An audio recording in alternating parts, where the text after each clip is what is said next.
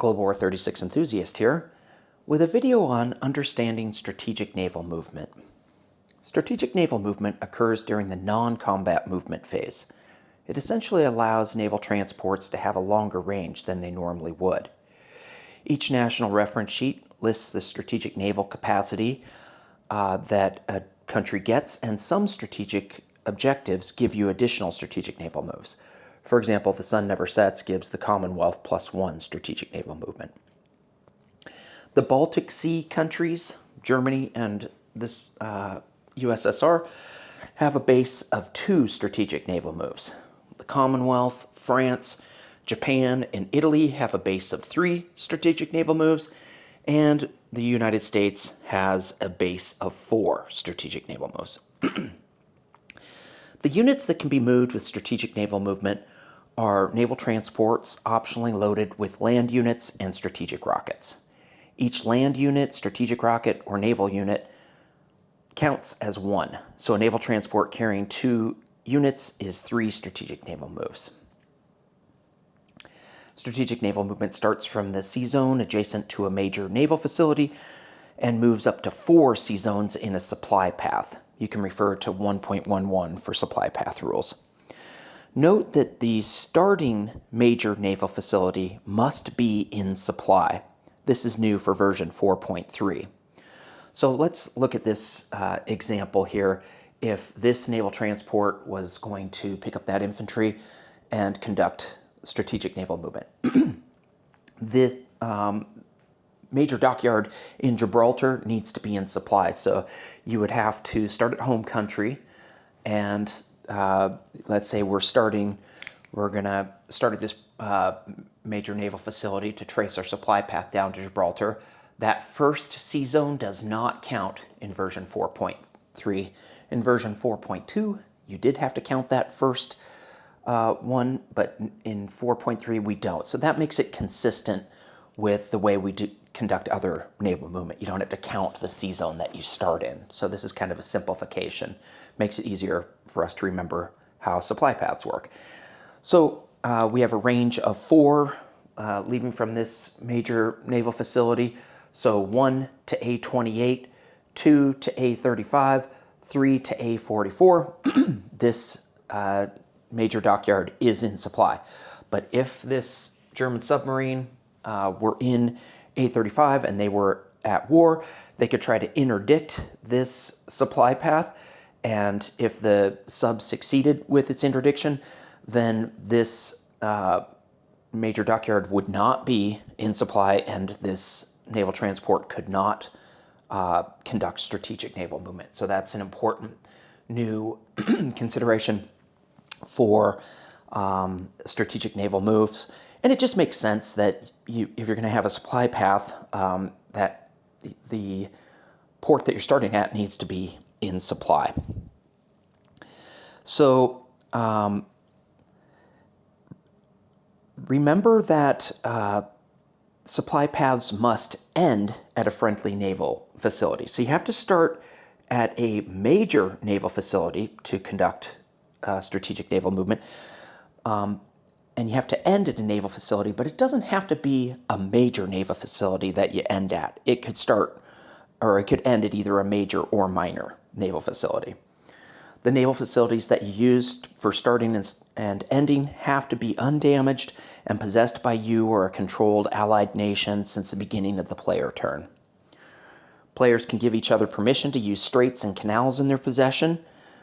Strategic naval movement may not go through closed canals, closed straits, or into a zone that has enemy surface warships. And strategic naval movement cannot depart from an enemy-occupied sea zone. So if this transport wanted to start off and this submarine if this were an enemy submarine and it were in A44, normally you can just leave port to the adjacent sea zone as long as it's not blockaded, and this submarine would not be able to attack you. But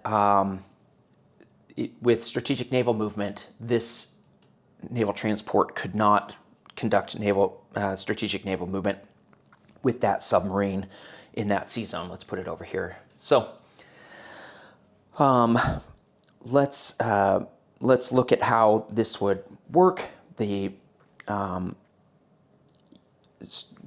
naval transport would leave port here to A44. It would pick up this infantry.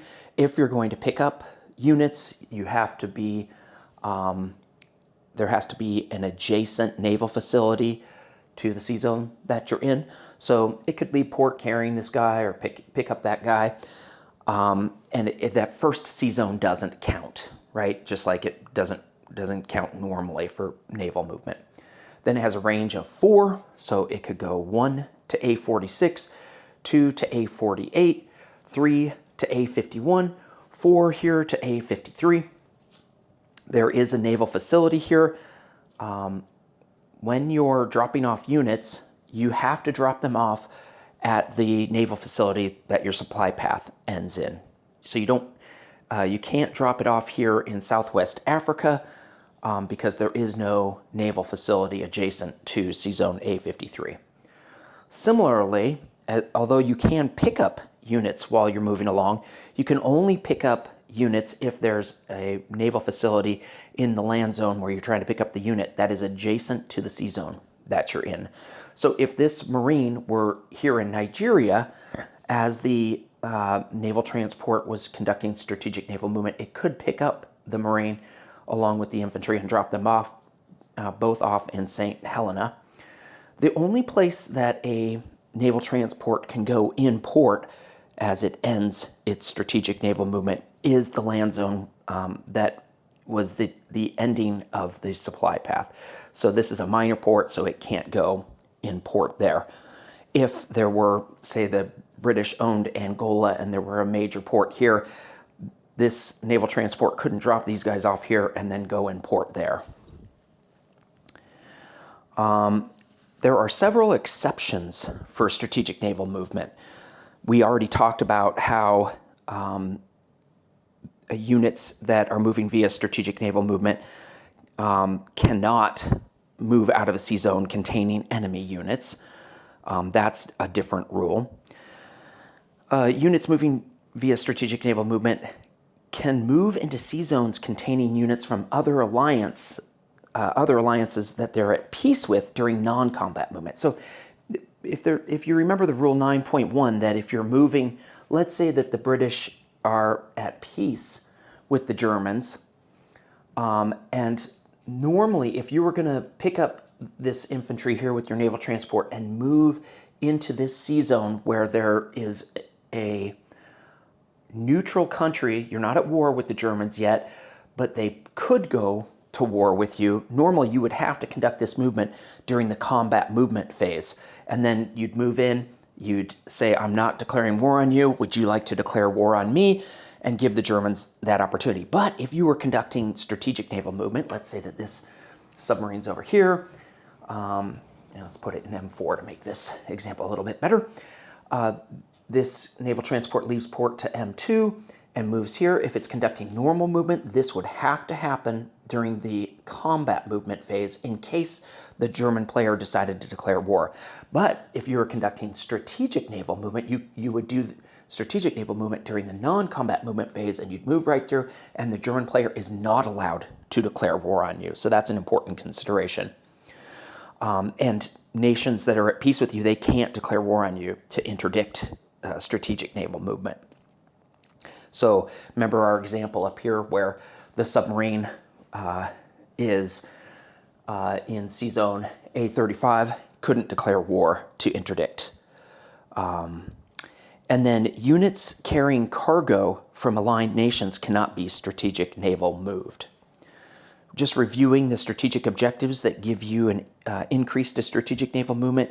Japan's Asia for Asian gives them +1. Commonwealth Sun Never Sets, as we talked about before, provides +1 strategic naval movement to the Commonwealth. America's Sphere of Influence increases strategic naval movement by 1. And USSR's Pacific Expansion gives them +1 strategic naval movement. The technology improved logistics gives +2 strategic naval movement and gives +1 strategic naval movement range. So let's talk about that briefly.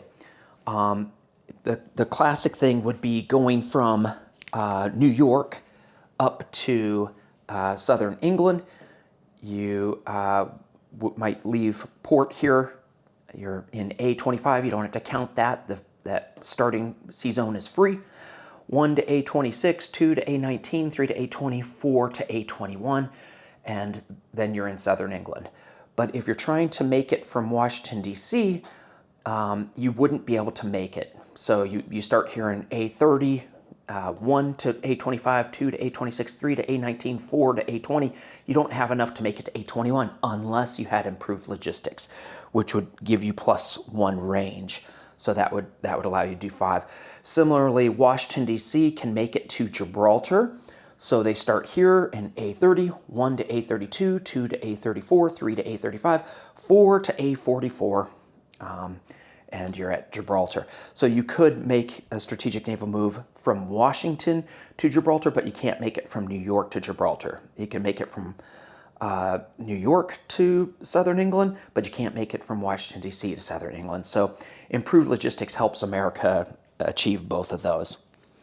If you have questions about strategic naval movement, you can post in the comments below. And I think this, I think 4.3 makes it easier for us to remember how to count out our strategic naval moves.